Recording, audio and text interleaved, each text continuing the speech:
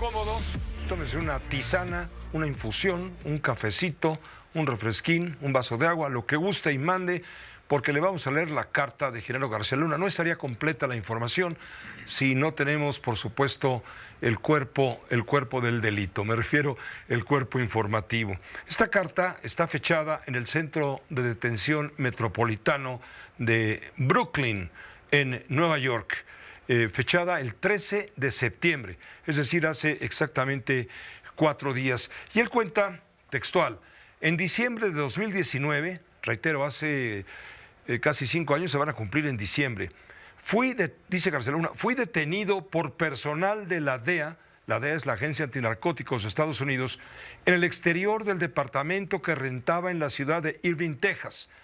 A partir del arresto y durante los primeros días, reiteradamente me ofrecieron un acuerdo con la Fiscalía de Nueva York para que me inculpara con delitos vinculados al narcotráfico, a cambio de obtener reducción de tiempo, se refiere a años, y recibir beneficios económicos. De esta forma, convertirme en testigo o bien acusar a indicaciones del gobierno de México, no para imputar delincuentes narcotraficantes, ya que de haber sido así no era necesaria mi detención. He combatido el crimen en sus estatus más altos de mi carrera profesional. La perspectiva era imputar a personas e instituciones que en el corto plazo debilitaría el desarrollo de la paz pública y la vida institucional del país. Evidentemente no acepté y la reacción fue expulsiva, así dice textual. Y narra: en febrero de 2023 fui a juicio. Como es del conocimiento público, los fiscales no presentaron una sola prueba o evidencia que acreditara los delitos que señalaban, esencialmente delitos vinculados al narcotráfico. No presentaron ningún documento, fotografía, video, audio, registro de comunicación telefónica, documentos fiscales o financieros, cuentas bancarias o registro alguno de contacto con algún miembro del narcotráfico o su familia, como lo señalaba el gobierno de México. Inclusive, del señalamiento del presunto dinero que había recibido del narcotráfico, después de una rigurosa auditoría fiscal y financiera, se demostró que no hubo una sola. Todo mi patrimonio a partir del año 2012, cuando empecé mi residencia en Estados Unidos, lo hice responsable de mi causa en la Corte de Brooklyn, Nueva York, y resolvió en respuesta a una moción hecha por la defensa la existencia en mi patrimonio de un solo dólar vinculado o manifestado a los delitos por los cuales me acusan. De igual forma, en México, un tribunal colegiado del Poder Judicial resolvió en octubre de 2023, después del juicio, que no había pruebas de acreditaran enriquecimiento en mi patrimonio previo al 2012 y durante más de 20 años en que me desempeñé como funcionario público. En suma, tanto en Estados Unidos y México, los respectivos poderes judiciales resolvieron que mi patrimonio de más de 20 años es lícito, que no hay un solo peso dólar vinculado al narcotráfico. Estoy leyendo textualmente la carta de García Luna con los errores de sintaxis que él mismo puso de su puño y letra para ser completa y absolutamente objetivo.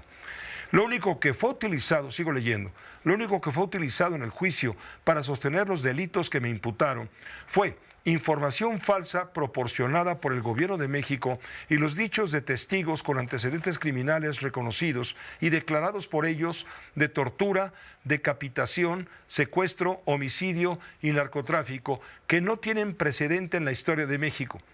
Testigos que fueron detenidos, encarcelados sin que esperaran y extraditados al mismo periodo de tiempo que fui secretario de Seguridad Pública de México y miembro sustantivo del Gabinete de Seguridad Nacional, instancia superior de decisión y estrategia en el combate al narcotráfico. Paréntesis, él fue el secretario de Seguridad Pública Federal con Felipe Calderón. Sigo leyendo.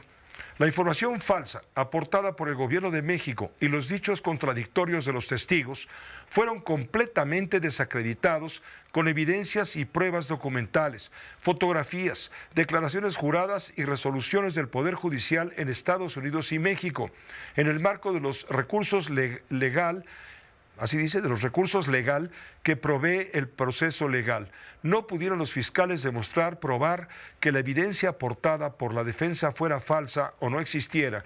No pudieron negar la legitimidad y existencia de las pruebas que acreditaban las falsas declaraciones de los testigos.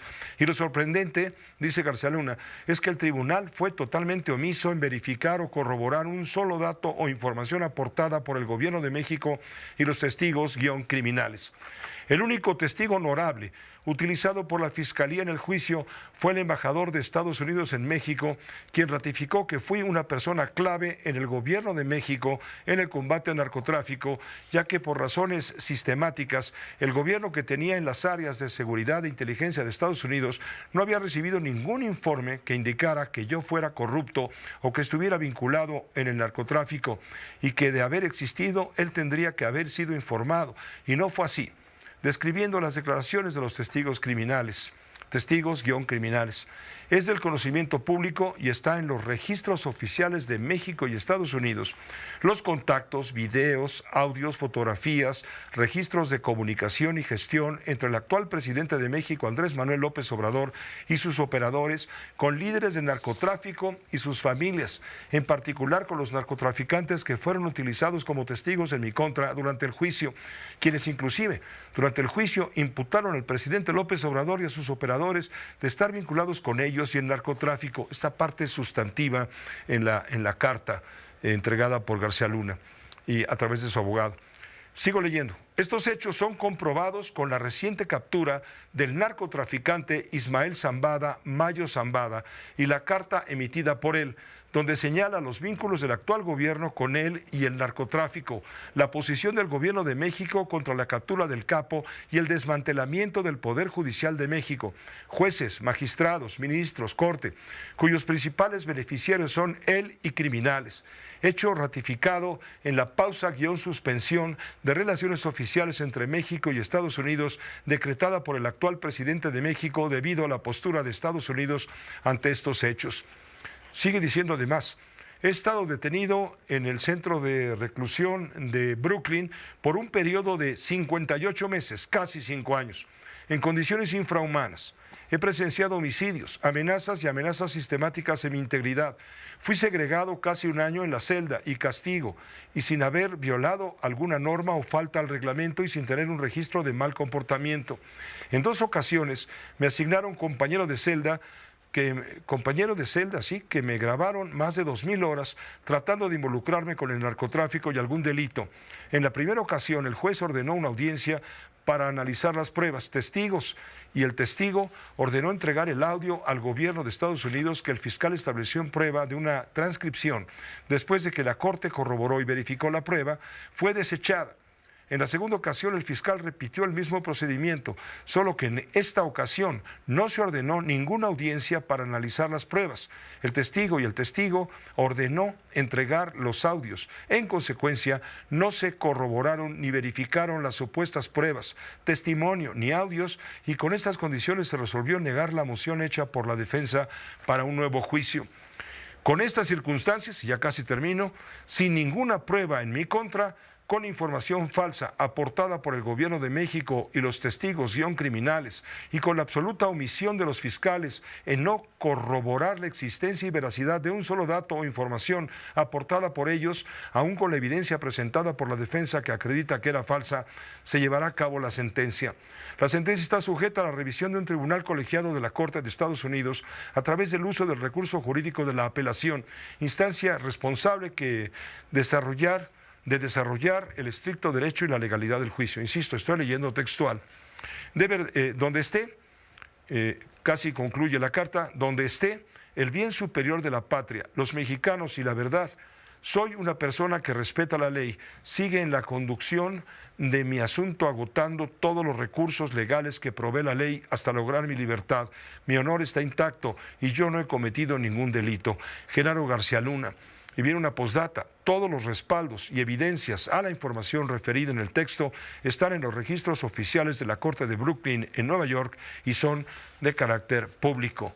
Es lo que contiene el texto completo de la carta enviada por Genaro García Luna a través de su abogado, a un periodista del periódico Los Angeles Times y se difundió este mediodía, pasado el mediodía, a través de las redes sociales. Esto motivó pues poner atención justamente en esto que el propio Eduardo Guerrero, experto en seguridad, califica como de dudosa credibilidad y justifica la escritura, justifica la carta, señalando que tiene todo el derecho García Luna de hacer pública su defensa y seguramente trata de cobrar de alguna manera señalamientos o venganza respecto al presidente de la República, Andrés Manuel López Obrador, quien lo ha señalado desde el inicio del sexenio como su villano favorito para distraer, dice García Luna, la atención de hechos delictivos que imputan al gobierno de la Cuarta Transformación y lo vinculan, sí, con el crimen organizado. Un asunto, le digo, delicado, de lo cual seguiremos, por supuesto, comentando. Pero primero hagamos una